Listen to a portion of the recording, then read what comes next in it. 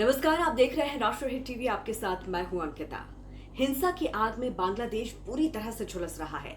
हालात बेकाबू होने के बाद बांग्लादेश की पीएम शेख हसीना को अपने पद से इस्तीफा देना पड़ा, लेकिन बात इस्तीफे भर से रुकने वाली नहीं थी। शेख हसीना की हत्या करने के लिए प्रदर्शनकारियों की भीड़ पीएम हाउस के भीतर घुस गई। हालांकि शेख हसीना किस्मत वाली थी, वो तीसरी बार मौत को चकमा देकर बच निकली। वो सेना के विशेष विमान से भारत आ गई, लेकिन इस तख्ता पलट ने तकरीबन 50 साल पुराने वो जख्म फिर से हरे कर दिए, जब शेख हसीना युवा हुआ करती थी और उनके माता पिता की हत्या कर दी गई थी। आपको पहले बताते हैं कि बांग्लादेश के संस्थापक शेख मुजीबुर रहमान शेख हसीना के पिता थे। हसीना सभी भाई बहनों में सबसे छोटी थी। उनकी शुरुआती पढ़ाई ढाका में हुई।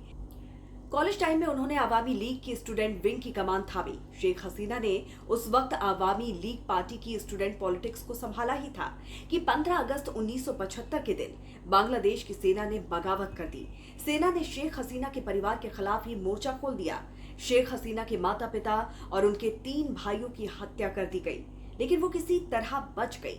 उसके बाद वो अपने पति वाजिद मियां के साथ जर्मनी चली गई। उनके तत्कालीन प्रधानमंत्री इंदिरा गांधी के साथ अच्छे रिश्ते थे। इंदिरा गांधी ने उन्हें राजनीतिक शरण दी। साल 1981 में इंदिरा गांधी ने उन्हें भारत बुला लिया और वो कुछ समय भारत में रही। उसके बाद वो फिर वापस बांग्लादेश लौट गई।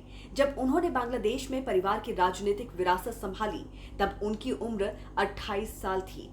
साल 1986 से लेकर 1995 तक वो विपक्ष की लीडर रही। पहली बार साल 1996 में वो प्रधानमंत्री बनी। इसके बाद 2001 के लोकसभा चुनाव में उन्हें हार का मुंह देखना पड़ा, लेकिन 2008 में वो प्रचंड बहुमत के साथ सत्ता में वापस लौटी और दूसरी बार बांग्लादेश की पीएम बनी। इसके बाद 2014 में उन्होंने तीसरी बार पीएम पद की शपथ ली। फिर 2018 में भी उन्होंने चौथी बार चुनाव जीतकर पीएम पद की शपथ ली।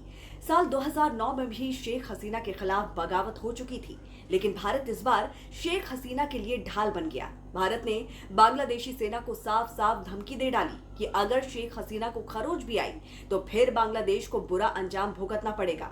इसके बाद बांग्लादेशी सेना के बगावती सुर शांत हो गए और एक बार फिर से शेख हसीना की जान बच गई।